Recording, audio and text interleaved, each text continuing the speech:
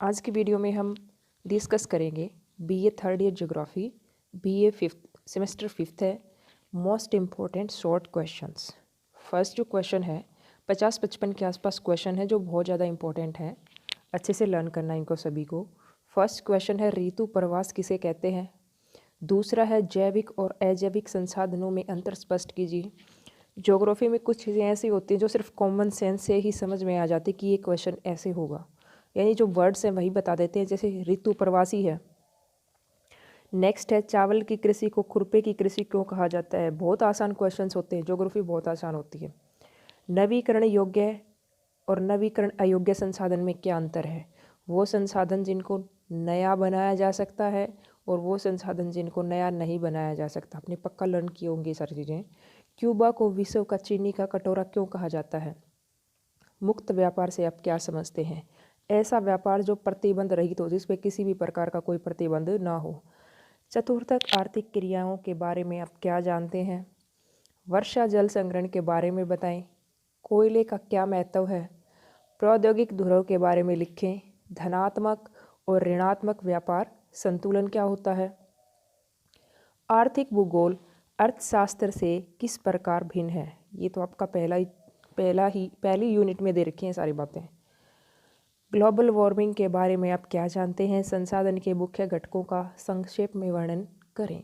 संसाधन का बहुत अच्छे तरीके से किसके कौन कौन से 3-4 घटक होते हैं, वो कौन कौन से होते हैं जो एक संसाधन जो ये बताते हैं कि हाँ हम किसी ऐसी कोई चीज़ हो तो उसको हम संसाधन बोल सकते हैं, वही इसके घटक होंगे।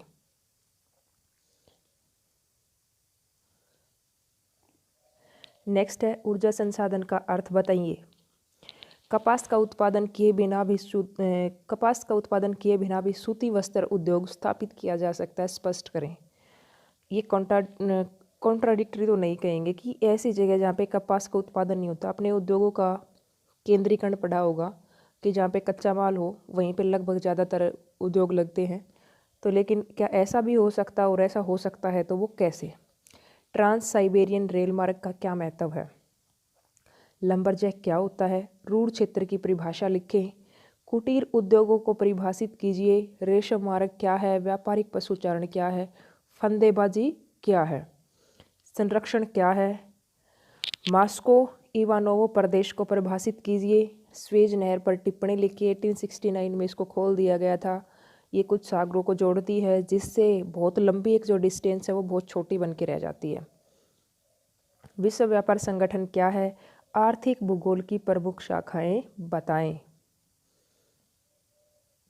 नेक्स्ट है जल को चक्रीय संसाधन क्यों कहा जाता है। इनसे आसान क्या मिलेगा। और संसाधनों के संरक्षण से आप क्या समझते हैं। एशियाई संस्कृति को चावल की संस्कृति क्यों कहा जाता है। लो अयस्क के विभिन्न प्रकारों के नाम लिखिए। कृषि भूगोल को परिभाषित कीजिए। जीविका पशुचारण को परिभाषित कीजिए। छिड़काव विधि क्या है। पशु आधारित उद्योग से आप क्या समझते हैं। तृतीय आर्थिक क्रियाकलाप से आप क्या समझते हैं। खनन को लुटेरा उद्योग क्यों कहा जाता है। संसार के प्रमुख मत्स्य क्षेत्रों के नाम लिखिए। औद्योगिक क्षेत्र क्या होता है। पनामा नहर रूट का क्या महत्व है। पहले वाली स्वेज आई थी, ये पनामा है, कभी सोच लो उसी का नाम होगा, वो अलग है ये अलग है।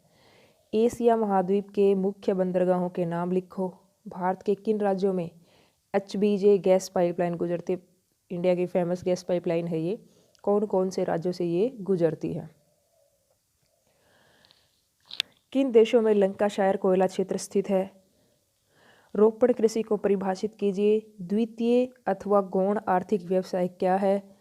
गन्ने की कृषि में रतून विधि का क्या महत्व है। रतून विधि क्या होती है और क्या महत्व है। पहले तो विधि भी बताओगे और फिर गन्ने की जो कृषि होती है उसमें ये क्यों यूजफुल है, क्यों उपयोगी है, वो बात बतानी है।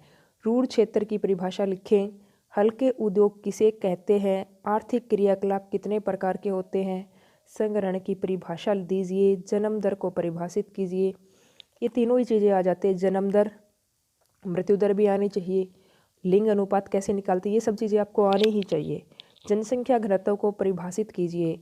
2 महासागरों के नाम लिखो जिन्हें पनामा नहर जोड़ती है। तो ये कुछ इम्पोर्टेंट क्वेश्चंस थे जिनको आप बहुत अच्छे से लर्न करें। बाकी छोटे क्वेश्चंस कहीं से भी आ सकते हैं, आप पूरा अपना सिलेबस थोरोली रीड करके जाएं, लर्न करके जाएं अच्छे से।